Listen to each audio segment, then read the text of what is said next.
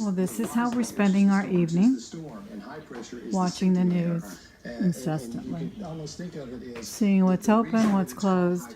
Schools are closed all week, roads are closed. Inevitably, we don't even know. But we're definitely lucky. We've got power. We did lose power yesterday for a while, but no, the day before yesterday. Today's Monday, so we lost power Saturday. All right, so since my husband is the pretty, I don't know, he's very proactive, and he got this generator here in our house a week ago. And as soon as I started talking about the hurricane, he had this ready to go. Now, he did have to unplug all of my cords that I had in my garage that I used to photograph and things. So because we had to plug in the fridge, and what else did we plug in? The Wi-Fi. We plugged in the fridge and the Wi-Fi and the TV, and that's about it.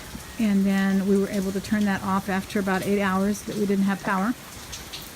And then this is the backyard, guys. It is getting a little more build up back here, but it's been like this steady for about 3 days, and it has been flowing fairly well through the gate. We had to open the gate because our neighbor had actually also done some landscaping and did an excessive amount of mulch all around there, so we had to move that out of the way in order to get the water to start flowing there as well.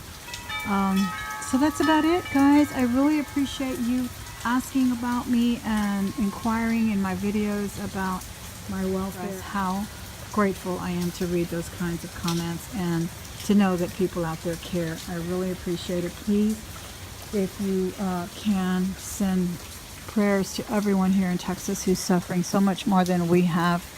Loss of life, loss of homes, and just, displacement. So just keep them in your prayers, and I really, really appreciate it. I'm hoping things will settle.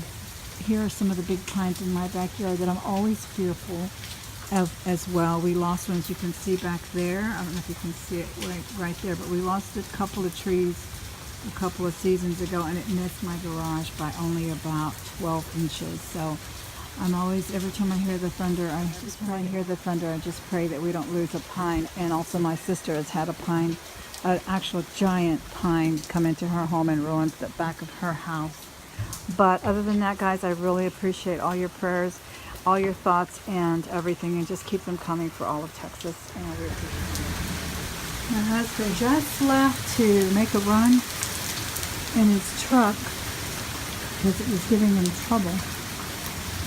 But there he goes there in that white truck. But it looks like it got all fixed. The water is flowing, which is good. Yesterday it was really piled up here close to my living room window, but we managed to clear out some debris and got the water flowing again. The neighbors kind of pulled together yesterday because my next door neighbor had a problem with her house. Apparently her neighbor behind her had built up their backyard a little bit. They did some landscaping and they built it up, and to the point where she was now getting all of that overflow from his yard.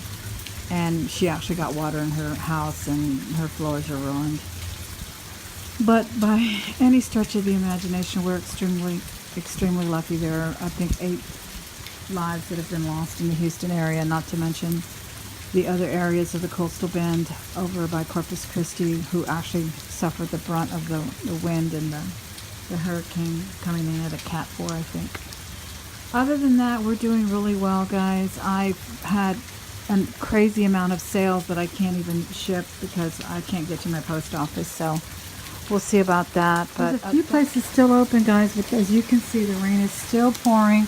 They're actually rescuing people from surrounding neighborhoods. It just depends on whether you're close to a creek, a bayou, or whatnot, as to how much water you're actually going to be dealing with. And we've been lucky so far. We have not gotten any water in the house, but the rain is incessant. It is just a constant downpour. It might stop or slow down for maybe 30 minutes, but then it starts again. And as I said, I have some folks in from out of the state, and they are stuck. They cannot fly anywhere back home. One was set to fly yesterday. That was canceled, and airports are closed. And then my son and granddaughter were set to fly tomorrow, and they're grounded as well. So again, just keep us in your prayers, and I really, really appreciate all the thoughts and comments and questions. It really touches my heart, and I thank you so very much.